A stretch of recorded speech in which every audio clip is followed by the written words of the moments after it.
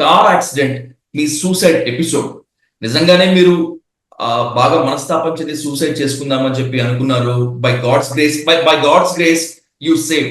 కానీ దాని తరువాత ఒక ఆడియో లీక్ అయింది. ఆ సూసైడ్ డ్రామా మొత్తం అంతా కూడా అది డ్రామా అంటున్నారు. దానికి ఆ ఆడియో కాలే సాక్ష్యంగా చూపిస్తున్నారు. దాంట్లో దువ్వాడ శ్రీనివాస్ గారు ఎలా చేయాలో, ఏం చెప్పాలో హాస్పిటల్ బెడ్ మీద కూడా మిమ్మల్ని డైరెక్ట్ చేస్తున్నట్టుగా ఉంది. మాధురి గారు అవాకయ్యారా ఈ ఆడియో బయటకు వచ్చిన తర్వాత? అవ్వలేదండి. అది డ్రామా అంటే అది డ్రామా, వాణి చేసిన డ్రామా. అది ఫేక్ ఆడియో క్రియేట్ చేశారు. శ్రీనివాస్ గారు అనే వ్యక్తి నన్ను ఎప్పుడు కూడా అమ్మ అని సంబోధించరు. నన్ను ఎప్పుడు రాజు అని సంబోధిస్తారు. నేను కూడా రాజా అని సంబోధిస్తాను. నేను ఏనాడు కూడా అతనికి ఏవండి అని సంబోధించను.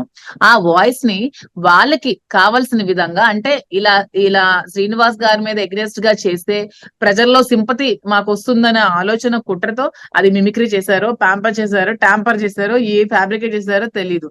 ఫోన్ చేస్తే నా ఫోన్ నుంచి నేను శ్రీని గారికి ఫోన్ చేస్తాను. ఆయన అన్కాన్షియస్ లో ఉన్న వ్యక్తిని నేను అన్కాన్షియస్ అయినప్పుడు నన్ను స్ట్రెచర్ మీద తీసుకెళ్లి 108 లో పెట్టి 108 లో హాస్పిటల్ తీసుకెళ్ళినప్పుడు నేను ఫోన్ చేయడానికి నాకు టైం ఎక్కడుంది అతనితో ఫోన్ మాట్లాడడానికి?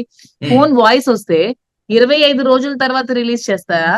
ఆ రోజు రిలీజ్ చేస్తారా? ఎందుకు 25 రోజులు టైం పట్టింది వాయిస్ ఉన్నప్పుడు రిలీజ్ చేయడానికి? అప్పుడే కదా వెంటనే రిలీజ్ చేయాలి కదా. ఎందుకు 25 రోజుల టైం ఎందుకు పట్టింది? ఓకే, మీరు రిలీజ్ చేశారు.